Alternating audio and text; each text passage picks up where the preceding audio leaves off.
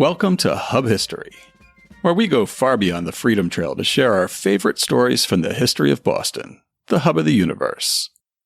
This is episode 238, The Hermit of Hyde Park. Hi, I'm Jake. This week I'm going to be talking about James Gately, who is better known as the Hermit of Hyde Park. Gately's early years are shrouded in mystery, but he was an Englishman, and he came to Boston after his life took a bad turn. He had trouble making money when he got here, got robbed of his last cent, and decided to give up on humanity and disappear into the wilderness forever.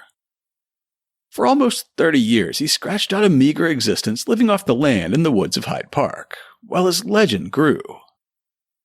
By the time he died in 1875, he was so well known that treasure hunters beat a path to his door to search, unsuccessfully, for the fortune that they believed he had buried in his woods. Now, if this setup sounds familiar, it's because way back in episode 19, we had an episode about two Boston hermits, Gately and the Boston Harbor hermit, Anne Windsor Sherwin. As was pretty typical for our shows in those days, each story got about 5 minutes of cursory research, and I recently realized that with our better research skills and access to better sources, it was time to revisit the story of the Hyde Park hermit. That's why I'm grateful for people like Bruce M., the latest listener to support the show on PayPal. This episode is a perfect example of how our listener support makes a difference. When we know we can count on our Patreon sponsors to give $2, $5, or even $10 a month, that consistency allows us to maintain subscriptions to research databases. In this case, we could get access to the Globe archives to get a much more complete picture of the hermit's life than we could way back in March of 2017. Along with access to better sources, our supporters also allow us to pay for web hosting and security, podcast media hosting, and online audio processing tools to clean up the way the show sounds. To everyone who chips in to help me make Hub History, thank you. If you're not yet supporting the show and you'd like to start, just go to patreon.com/hubhistory or visit hubhistory.com and click on the Support Us link. And thanks again to all our new and existing sponsors. Now it's time for this week's main topic. On Wednesday, February 3, 1875, the Boston Globe carried a simple notice for a death the day before. Died in Hyde Park, second instant, of congestion of the lungs, James Gately, known as the Hermit, 64 years. Gately lived alone in a tiny hut deep in the forest, scratching out a meager existence as a hunter. So it may have come as a surprise when another story in the same edition of the Globe said that after the hermit died, when his body was taken away to be prepared for burial, a small fortune was found sewn into the linings of his rustic clothing. Quote, "The body was taken in charge by the town authorities. The rags that covered his body being searched, sewed up in different parts, were found in greenbacks, scrip, and coppers, the sum of $1,031.92. This money was deposited in the Hyde Park Savings Bank until called for by the heirs, if he has any." It's likely that all the contemporaneous news reports contain inaccuracies and exaggerations, but the profile of the hermit Gately published in the Globe on December 13, 1880 seems the most likely to be accurate. It was published 5 years after Gately's death, after his tiny estate had been settled, and the reporter could use the probate record and Dedham's Registry of Deeds for research. That profile describes how the rumors that sprung up around the hermit's death seemed to be a continuation of the mystique that surrounded him in life. So interesting were the legends weaved around him by the would-be explorers of his secret that pamphlets purporting to be a history of his life were printed and eagerly sought for. But the old man would simply laugh. He was a hearty laugher, and say they thought they knew it all. The story got around that the hermit was making lots of money. He was never seen in the village and was never known to spend any money, and so people thought he must have laid up quite a fortune. If the old man had sewn that much cash into the linings of his clothing, how much might he have buried in the woods around his hut? The December 13, 1880 profile in the Globe describes how James Gately's death kicked off a treasure hunt in his once secluded forest. When the news of his death was chronicled, people came and carried off portions of the hut as relics, and in some cases stole everything of value they could get. As many people believe that the old man had acquired a great deal of money, they dug the ground all over, and some credulous ones still persist in it, in the hopes of unearthing his wealth. Who was this aging man who had been known to generations simply as the Hermit? He was an Englishman who had moved to Boston as a young man. Rumors swirled that he was the sole heir to an enormous fortune, who'd been educated at Oxford, or maybe it was Eton. One version of this story ran in the initial Globe report about his death on February 3, 1875. Gately was a native of Cheshire, England, and was the eldest of a family of 6. His father was the owner of a vast tract of land in Cheshire, and his wealth was fabulous. He is still living, so far as known. At an early age, James Gately showed a strong taste for ornithology, and became a careful and proficient student, receiving a liberal education. But his mind appeared to have been dimmed from some cause. At one time, he was the head of a prosperous school. A couple weeks later, a follow-up story on February 15th built on Gately's reputation as an ornithologist to say that he was a professional collector, driven into the forest after he was unlucky in love. Mr. Samuel Nalden of Newark, New Jersey, who lately visited the town and who was a friend in youth of James Gately, the late Hermit, says that Gately was sent to this country as a special agent of the British Museum to collect and forward rare specimens of birds, reptiles, etc., that the deceased was of a peculiarly sensitive nature, was married when 25 years old to a wealthy young lady who died within 2 years thereafter, and that his family is wealthy and moves in the best society in England. The better researched profile that ran in December of 1880 indicated that he was a pretty typical kid, enjoying sports and outdoor hobbies. He was a hunter and showed particular skill at taxidermy, stuffing and preserving the many creatures found on his father's country estate. James Gately was born in England in 1810, of wealthy parents. From early youth, James was fond of collecting toads, snakes, birds, and other small animals and preserving them by taxidermy. So large was his collection that his mother gave him a room in the house in which he could gratify his tastes without interference. He was also fond of gunning, and took all the opportunities for that sport that his father's extensive estate afforded. Educated at Oxford College, though possessed of no vicious habits, he was one of the boys, always ready for any sport that college youths are so fond of indulging. One version of Gately's origin story says that he came to America after his wife died young and left him broken-hearted. Another version says that it wasn't a wife, but rather a child that drove Gately to leave his homeland. The December 13, 1880 Globe profile describes what Gately was so eager to leave behind. Love or passion held him captive for a time, for he became enamored of a girl below his position in society, and the result was a son, who is still living and now 30 years of age. There being impediments to the marriage, he sailed for Australia, but returned a year later.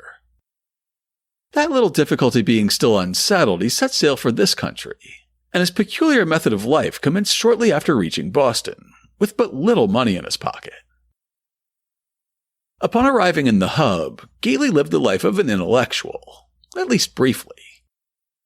As the 1880 profile continues, his background as a wealthy heir and landowner hadn't actually done much to prepare him for making a living in the real world, and his studies in Boston were soon cut short.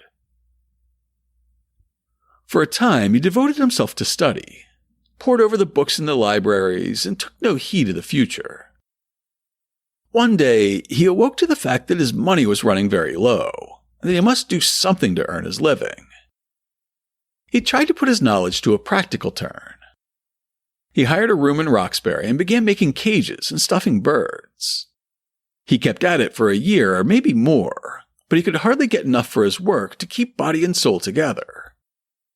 It was a struggle against starvation, but he was too proud to write home for money. He had just $40 gold in his possession. He had guarded them religiously against a rainy day, and made up his mind to spend them only when he was driven to it by the direst necessity. But Gately's heart broke one day. He'd been at work for a long time on a beautiful bird cage and had put in many extra hours on it. His work was not appreciated, and only a small sum was offered him for it. One morning he started to walk to Charlestown, trusting to find better luck over there. When near the bridge, hot and tired, he entered a saloon for a glass of beer. When he felt for his money to pay for it, he found none. He'd been robbed of his last cent and was kicked into the street like a dog, although someone in the barroom had relieved him of his entire fortune. Disheartened and downcast, he disposed of his cage for $1 or $2, walked back to Roxbury, shouldered his gun, and struck out for the woods, swearing that he would lead the life of a recluse ever after. At a time when Manifest Destiny was at its peak and Americans were streaming into Texas, Oregon, and other recent U.S. claims, Gately decided to strike out for the vast wilderness of the West. The Western Wilderness in this case being the forested areas along the line between what was then Dorchester and West Roxbury, but was later organized into the town of Hyde Park. Our profile in the December 13, 1880 edition of the Globe describes how he began making his way in the woods. Be it remembered that he was by nature a keen student, and delighted in perusing scientific and ornithological works. In those days, there was a thick forest from Roxbury way out to Hyde Park and for miles beyond. Today it's all different, for villages and towns have broken up the forest, and houses have taken the places of the pines and oaks. Gately began a roving life. He lived on what he shot. He slept anywhere and all summer long had no roof over his head. When the sharp winds of fall began to blow, he began to look around for some shelter. In about 1847, Gately gave up wandering and decided to settle down. He decided to make his home in one of the most idyllic spots in the forest of what's now Hyde Park, an area known as the Pine Garden. The 1904 Hyde Park Historical Record notes, 50 years ago, where Huntington Avenue now is, there was a private way leading to Clarendon Hills. James Gately, the hermit, prior to his removal from Grew's Woods, lived beside Pine Garden Rock, not far from the spring issuing therefrom. The Pine Garden was a large tract of forest between Huntington Avenue and Back Street, today's Wood Avenue. The woods ran unbroken from the West Roxbury town line in the north to the Neponset River in the south. Its defining feature was a large rock outcropping that was at one time called Pine Garden Rock, then Sally's Rock, and is known today as Crane's Ledge. An advocacy group that's trying to stop a housing development in one of the few remaining tracts that's not built over describes the area as a 24-acre forest, known locally as Crane Ledge Woods and designated as an urban wild, has been inaccessible and mostly unknown to the surrounding neighborhoods of southwest Boston, Hyde Park, Roslindale, and Mattapan.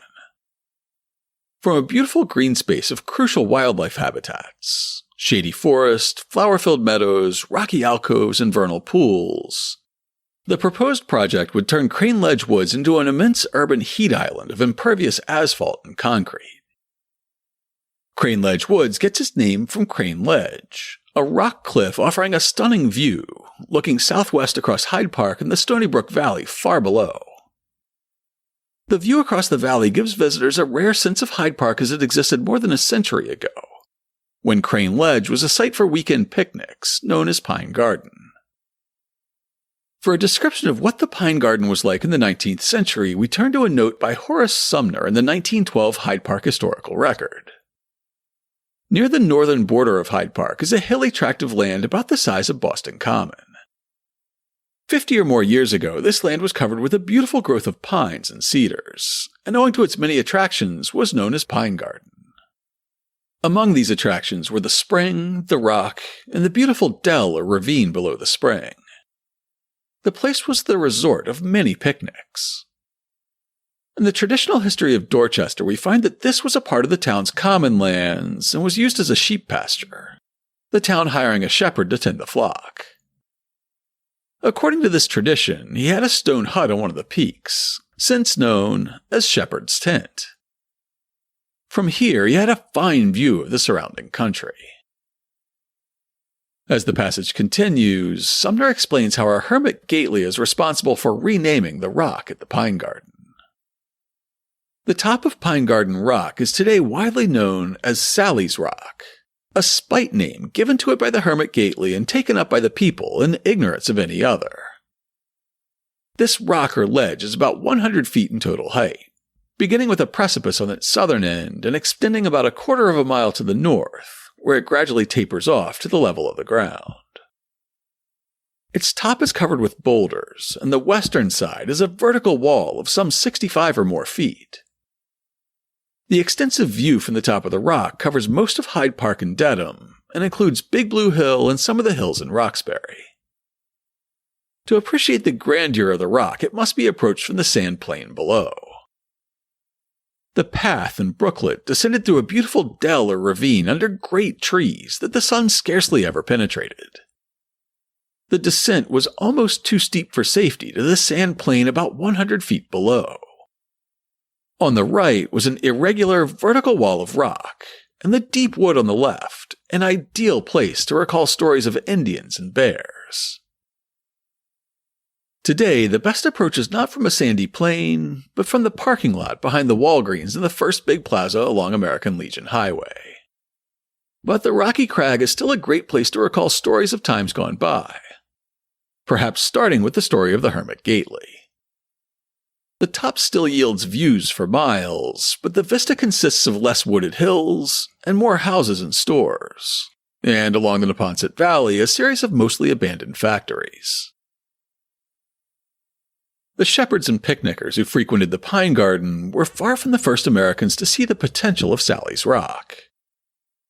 A 1981 archaeological survey of the site found evidence of an ancient Native American quarry site.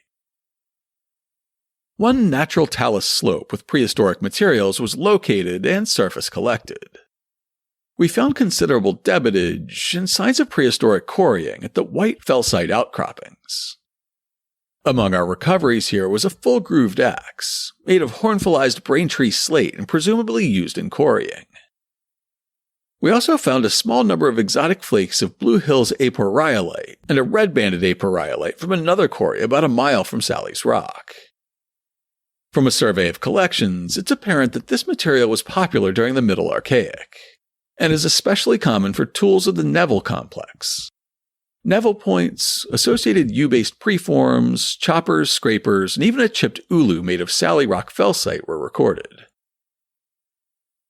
Even during Gately's era, the Pine Garden wasn't as remote as it first appeared. At the southern end of the forest was the Tileston and Hollingsworth paper mill, located about where the Price Rate is on River Street today. Jeffrey Lindenthal described the mill in a paper published in the New England Journal of Public Policy in 1991. In 1801, two practical paper makers, Edmund Tileston and Mark Hollingsworth, established a mill on the Neponset River in Mattapan, the first of many mills the partners would own. The site of the Tileston and Hollingsworth mill was not far from a spot in Dorchester where the town, with an interest in collecting taxes on the property, had granted land to a Milton papermaker to establish a mill in 1773. The Tileston and Hollingsworth Company leased this mill in 1806 and purchased the facility 30 years later. The mill was destroyed by fire in 1837, and the partners built a new facility adjacent to the old site and chose to remove their Mattapan operations to the new location as well. This is the site of the Hyde Park Mill on the Neponset River, its origination commonly traced to 1801. In the shadow of Pine Garden Rock, later known as Sally's Rock, James Gately built a rude hut, as described in the 1880 profile I've been quoting from. Then he continued to scratch out barely enough of a living to go on, well, living. Everybody around Hyde Park knows where Sally's Rock is. It is a great perpendicular boulder near the station on the Boston and Providence Railroad now known as Clarendon Hills. Against this rock, Gately built a hut. He got 3 or 4 boards from somewhere and placed them up in a slanting position against the rock. Over the top, he threw brush, and that was his dwelling for years and years. Every rain wet him through. The snow would sift into his only room, and when the sun melted it, the water trickled down upon him. It's a wonder he didn't die, but he didn't. He got used to this life and hardened under it. For days together, he did not have a dry stitch of clothing on, and what there was of it was always in rags. It was a hard life that he led. He relied on his rifle for food, and what little money he had was obtained from selling skins and stuffed birds. Once he went for 5 days without food. It was in winter, and he was so weak that he could hardly crawl. He hadn't a cent of money. He was too proud to beg, and even if he had wanted to, he didn't have the strength to crawl away from his hut for more than a few feet. Only 2 charges of powder and shot remained. He had almost made up his mind to blow his brains out with one of them when, looking out the entrance to his hut, he saw a mink.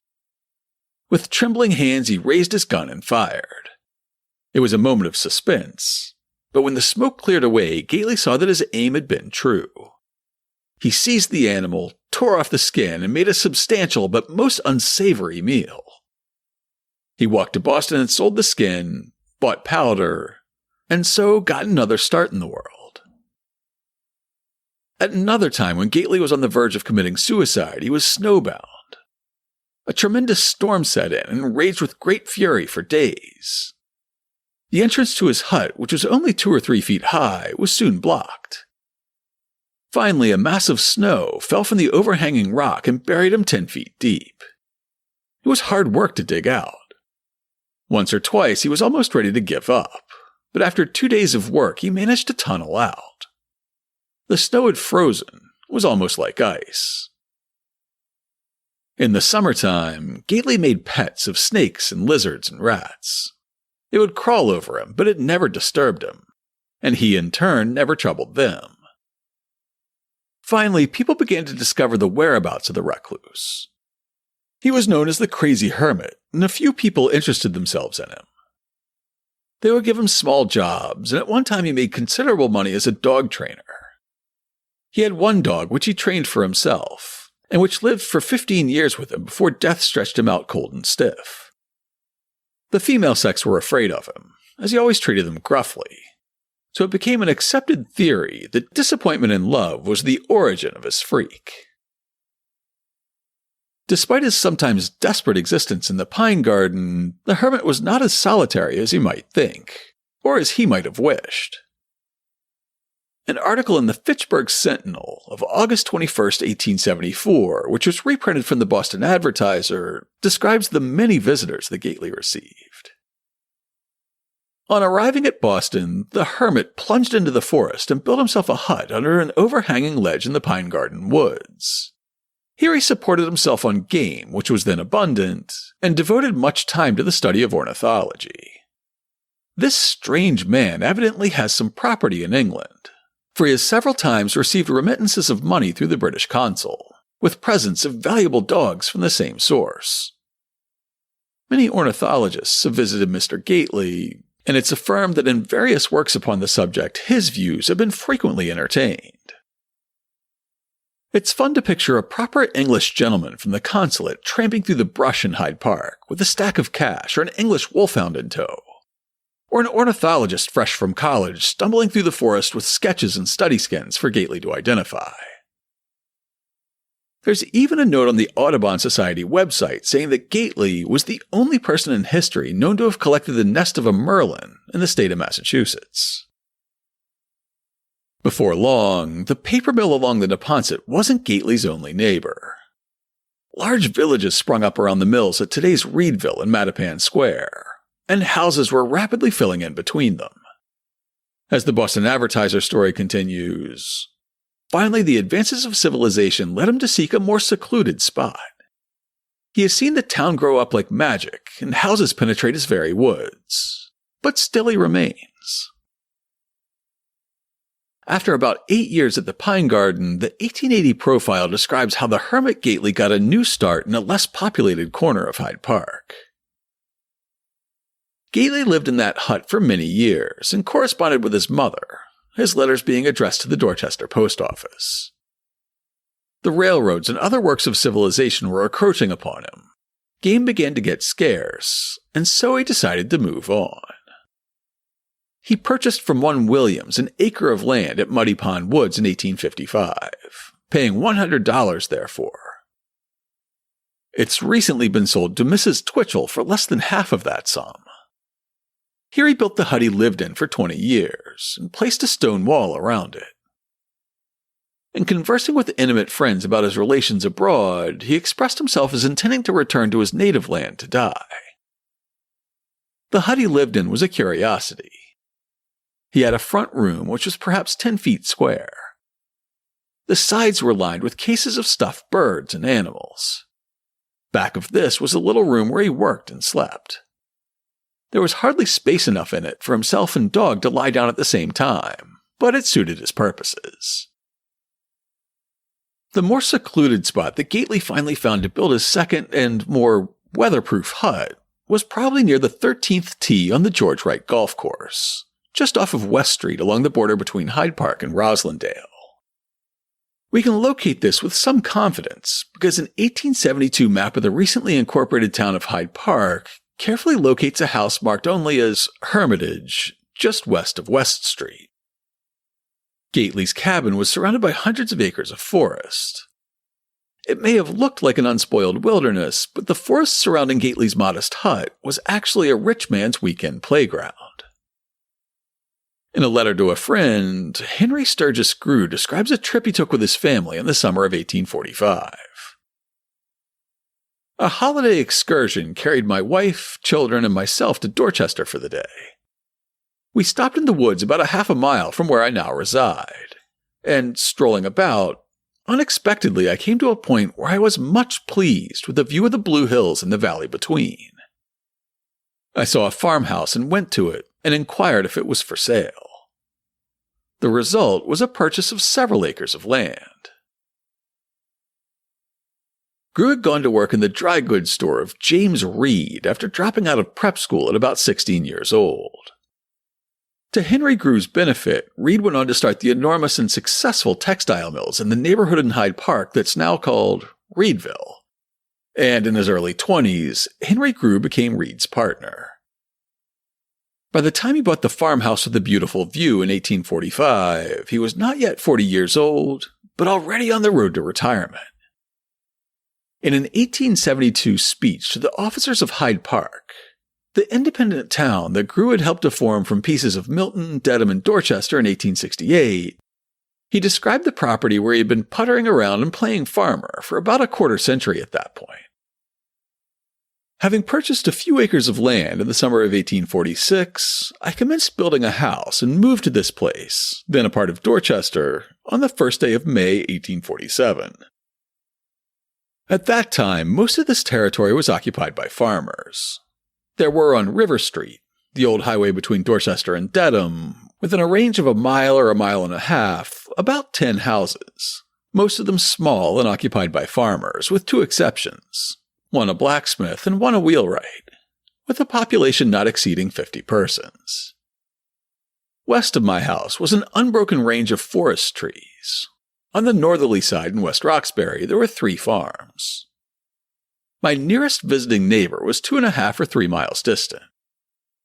I was almost literally surrounded by woods, and my friends in Boston were much surprised by my going to such a wild and lonely place. Grew wasn't just sitting on his hands. He continued to add additional land onto his extensive holdings, as described in the 1891 Hyde Park historical record. Mr. Grew designates his sightly residence as Woodlands, and from the hillside upon which it stands is a charming view of Hyde Park nestling in the valley of the Neponset and covering the westerly slope of Fairmount, and of Milton with its famous Blue Hills.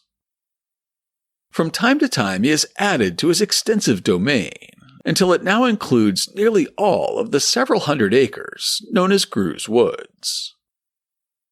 This land constitutes a very beautiful natural park, and has been thrown open by its owner for use by the public, he having, at his own expense, repaired the roads leading through it and bridged the streams. As Henry Grew's property grew to encompass about 800 acres, it also grew to surround James Gately's cabin on its acre of land. Since he came to Hyde Park to enjoy his own solitary and pastoral existence, you have to imagine that Grew was pretty amused by his new neighbor. And despite his seclusion, Gately was anything but lonely. As the story of the hermit spread, the world beat a path to his door, as noted in the December 13, 1880 Globe profile. He made a charge of 10 cents for admission to his museum, and it was well worth the sum to see his collection. When he built his hut here, he was getting up in the world.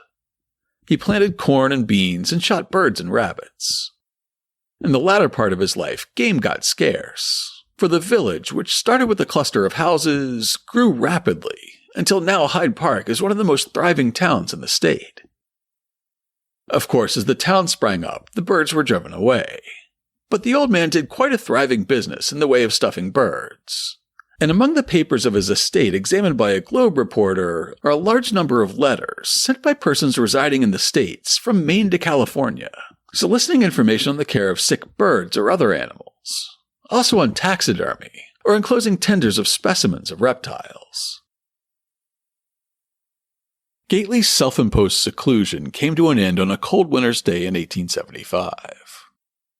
On February 3rd of that year, the Globe reported on a grim discovery in Grew's Woods.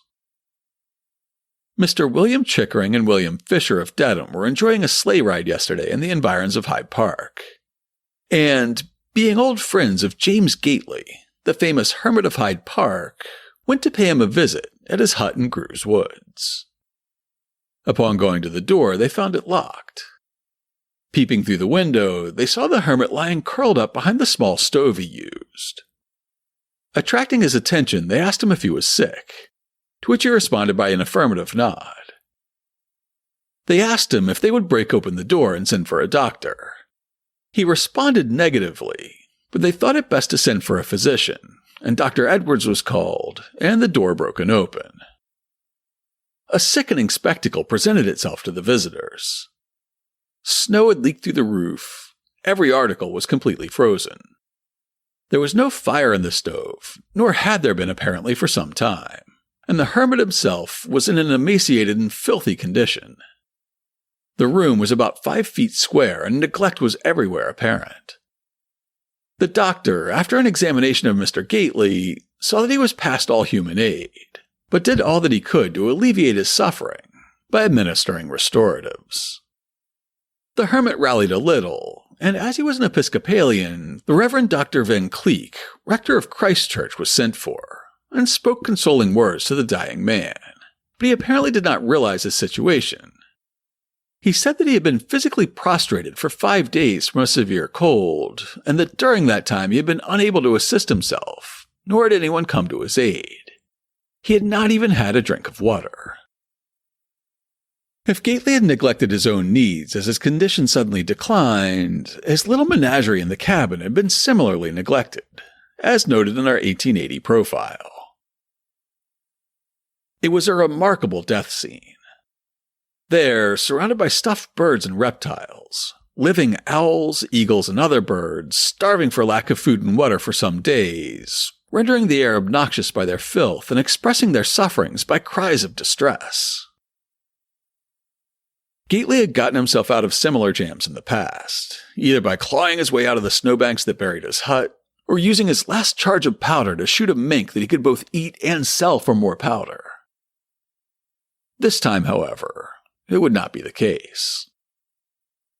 Perhaps this illness was worse than any he had experienced before. Perhaps it was an effect of his advancing age. Or perhaps he simply couldn't stand having so much company in the cabin he had built to escape from the world. But the February 3rd notice in the Boston Globe continues, "The town officials having been notified in the meantime, Mr. Twitchell, overseer of the poor, arrived upon the scene. It was suggested to the hermit that the hut be cleaned up, as some ladies would call and take care of him. But he strongly objected, and he gradually sank until about 3:30 p.m. when he died, and his inanimate body was left surrounded by the remains of birds, reptiles, and animals, by stuffing which he had earned a living." The hermit James Gately's not-so-solitary death kicked off the treasure hunt I opened the episode with, and it also kicked off a surprisingly well-attended funeral. 2 days after the hermit passed away in his hut, his funeral was held at Christ Church in Hyde Park. the big stone church on River Street right in Cleary Square. The next day, the Boston Globe noted, "Funeral services over the remains of James Gately, known as the Hermit, were held yesterday forenoon in Christchurch, the Reverend Dr. Van Cleek officiating. The edifice was filled, there not being a vacant seat. The body, enclosed in an elegant casket adorned with flowers, was dressed in a suit of black cloth, and the features were very natural. After the Episcopal burial service, the remains were taken to Dedham Cemetery and placed in the receiving tomb to await the order of his relatives in England, who have been notified by the British consul. The suit he was buried in was one of the last remaining possessions that he had brought over from the old country, as noted in the 1880 Boston Globe profile. Though the old man had lived alone, there were more sincere mourners around that filthy mess of rags upon which he expired than at the funerals of many wealthy dead. Through all of his pilgrimage, he had clung to the oaken chest which he had brought with him to this country, and from its depths the coat he wore when he graduated from Oxford College was taken and placed around his form." Gately's remains were interred at the Old Village Cemetery just outside Dedham Square. At the time, it was the only cemetery in the town of Dedham, and before Hyde Park was incorporated, it was customary to bury the dead of West Dorchester in the Dedham Burying Ground. Even men who died while training to serve in the Civil War at Camp Meigs were buried there. And apparently after the incorporation of Hyde Park, some residents of the new town were still buried in their old cemetery. A few months later, however, a new cemetery opened in Dedham, not too far down Washington Street from the remains of Gately's cabin. On August 1st, 1875, the Boston Globe reported that a collection had been taken up to move the hermit's remains into the new cemetery. James Gately, the Hermit of Hyde Park, having left an estate valued at $1,200, and his body having laid in a neglected, unmarked spot in the Dedham Cemetery, 5 residents of that town subscribed the money to purchase a lot in the new cemetery, and the body was moved to the lot today. J.M. Twitchell, the administrator of the Gately estate, will erect a suitable memorial over the hermit's resting place, deducting the cost from the funds in his possession, which the heirs in England are quarreling about. The December 13, 1880 Globe profile describes his new resting place, and the headstone that's as simple in death as Gately was in life. In a plat of ground in Brookdale Cemetery in Dedham lies all the remains of James Gately, a rough, unhewn block of stone weighing about 3 tons, with the single inscription, Hermit, covering the grave. There it lies, typical of his life here, rough, and to the visitor divulging no clue to the identity of the body underneath, or his perhaps unparalleled struggle for existence. Peace to his ashes.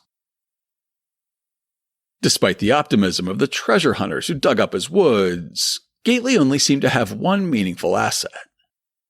His acre of land didn't fetch much, and rumors about the estate he was entitled to back in England didn't come to anything. In the end, his taxidermy collection was the only thing he owned that was worth any money.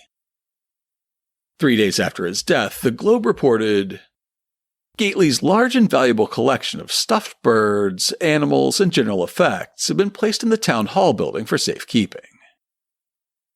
After 5 months, the Globe was able to update the story with the appraised value of the collection, writing, "By the inventory of the estate of James Gately, the Hermit, there are $933.16 in the bank. His collections of curiosities are valued at $691.75, and his land at $200. And 2 more months after that, on September 2nd, 1875, an article in the Boston Globe stated, "Petition granted of John M. Twitchell, Special Administrator of the estate of James Gately of Hyde Park, for leave to sell stuffed birds and beasts of the estate." Although it sounds like the collection was completely dispersed, that's not quite the case. After our original episode about the Hermit Gately, listener and fiscal supporter of the show Jim Kay realized that he had seen some of Gately's original taxidermy at the library while growing up in Hyde Park. Jim wrote to the Hyde Park branch of the library on our behalf, asking whether the glass case of taxidermy was still on public display in the children's room. And one of the librarians responded, We do have the owl display that hung for many years in the children's room in a large wooden case with a glass front. This display was on top of a bookcase when the Menino wing opened, but we moved it for safety's sake into Weld Hall. It is no longer on display until we can find a safe way to secure it to a wall or a piece of furniture.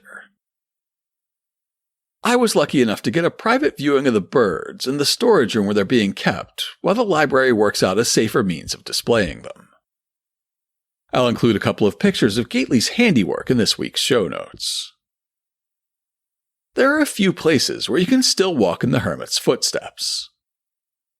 From Henry Grew's original 800 or so acres, about 615 acres are preserved as the Stony Brook Reservation, while an additional 135 acres were transformed into the George Wright Public Golf Course, with the help of about 30 tons of dynamite. When you play around at the George Wright, you're passing over the ground where James Gately died, though the landscape has since been totally transformed. If you're not a golf player, you can go for a walk in Stony Brook Reservation. For a more representative view of Gately's landscape, follow the paved east boundary path that runs roughly parallel to the boundary with the George Wright Golf Course.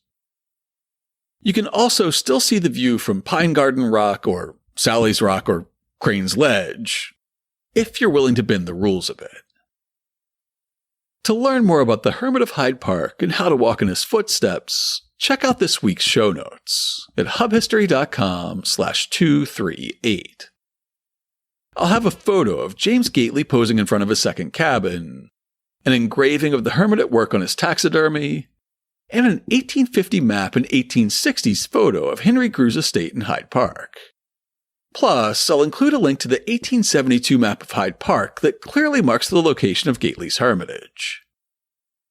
To read more, look for links to the initial coverage of James Gately's death in the February 3, 1875 edition of the Globe, follow-up coverage in the weeks and months that followed, as well as the better-researched profile that ran in the Globe on December 13, 1880. I'll also link to the Hyde Park Historical Record of 1891, 1904, and 1912 for articles that flesh out the details of the hermit's life, as well as the 1981 story in the Bulletin of the Massachusetts Archaeological Society about an ancient quarry site at Sally's Rock. If you want to explore the hermit's first refuge at Crane's Ledge, look for a post from Universal Hub about exploring the Lost Road and the Towers of Doom. If you'd like to leave us some feedback, you can email us at podcast@hubhistory.com. We're Hub History on Twitter, Facebook, and Instagram. Or you can go to hubhistory.com and click on the Contact Us link. While you're on the site, hit the subscribe link and be sure that you never miss an episode. We're in all your favorite podcast apps, including Google Podcasts, Spotify, Amazon Music, Stitcher, Pocket Casts, and many more apps. You can stream the show every Sunday night at 8 p.m. on bostonfreeradio.com.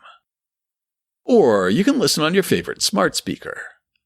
If you have an Amazon Echo, just say, "Alexa, play the Hub History podcast." Or if you have a Google Home, you can say, "Hey Google, play the Hub History podcast." Sure, playing the latest episode of Hub History, our favorite stories from Boston history. Apple Podcasts remains the most popular podcast app. If that's how you listen, consider writing us a brief review. If you do, drop me a line, and I'll send you a Hub History sticker as a token of appreciation. That's all for now. Stay safe out there, listeners.